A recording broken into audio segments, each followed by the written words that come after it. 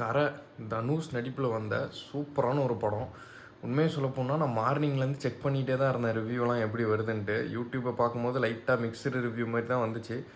ஆனாலும் விக்னேஷ் ராஜா டேரக்டர் மேலே ஒரு லைட்டான ஒரு நம்பிக்கை இருந்துச்சு எனக்கு. சரி போய் பார்க்கலாம், போர் தொழில் இதுக்கு முன்னாடி பார்த்துருக்கோம்ல அப்படின்ட்டு நைட் ஷோ 10:30 மணிக்கு புக் பண்ணிட்டு போயிட்டு வந்தேன். என்னையை பொறுத்த வரைக்கும் எனக்கு ஒரு சுத்தமாக டிசப்பாயிண்ட் ஆகலை. உண்மையை சொல்லப்போனால் நிறைய பேத்துக்கு பிடிக்கல, ஆனால் எனக்கு ரொம்ப பிடிச்சிருந்துச்சி. டைம் கூட பார்த்துக்கோங்க, நைட் ஷோ போயிட்டு வந்திருக்கேன். 2 மணி ஆகிடுச்சு. ஆனால் உண்மையை சொல்லப்போனால் 10க்கு ஒரு 8.7 அந்த ரேஞ்சுக்கு நான் கொடுப்பேன். 9 கொடுப்பேன். ஏன்னா எனக்கு ரொம்ப பிடிச்சிருந்துச்சி. நீங்கள் போர் தொழில் பார்த்துட்டு போர் தொழில் மாதிரி இருக்கும்ன்ட்டு எக்ஸ்பெக்ட் பண்ணி போனீங்கன்னா அந்த மாதிரி இருக்காது. இது ஒரு மாதிரி டிஃப்ரெண்ட்டான ஸ்டோரி.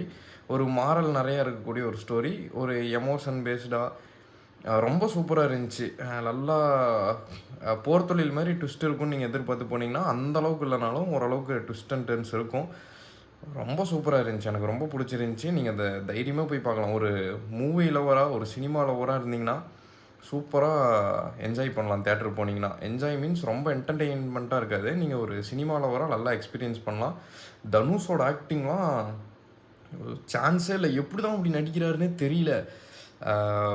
அப்புறம் கேஎஸ் ரவிக்குமார் சாராக இருக்கட்டும், எம்எஸ் பாஸ்கர் சாராக இருக்கட்டும், என்ன மாதிரி ஒரு ஆக்டிங். சத்தியமாக கேஎஸ் ரவிக்குமார் சார் வரது ஒரு ஃபஸ்ட் ஆஃப் ஒரு 30 மினிட்ஸ் வருவார்னு நினைக்கிறேன். செம்ம ஆக்டிங்.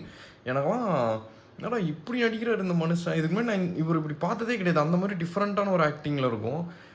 அப்பாவோட கேரக்டர் வரும், நான் கதையை சொல்ல வரும்னா, ஆனால் செம்மையாக இருக்கும். தனுஷரோட ஆக்டிங்லாம் நான்லாம் மறண்டே போயிட்டேன். சூப்பராக இருந்துச்சு. ஸோ எல்லாருமே போய் தேட்டரில் பாருங்கள். ரொம்பவே நல்லா இருந்துச்சு. ஒரு டிஃப்ரெண்ட்டான ஒரு ஸ்டோரி லைன் எடுத்து ரொம்ப சூப்பராக ஒரு நல்ல ஒரு மெசேஜாக கொடுத்துருக்காங்க. நான் ஸ்டோரி சொல்ல விரும்பல, நீங்கள் போய் தேட்டரில் பாருங்கள். ரொம்ப நல்லாயிருக்கு. என்னோடய ரேட்டிங் பார்த்திங்கன்னா இந்த படத்துக்கு 10க்கு 8.7. தேங்க்யூ.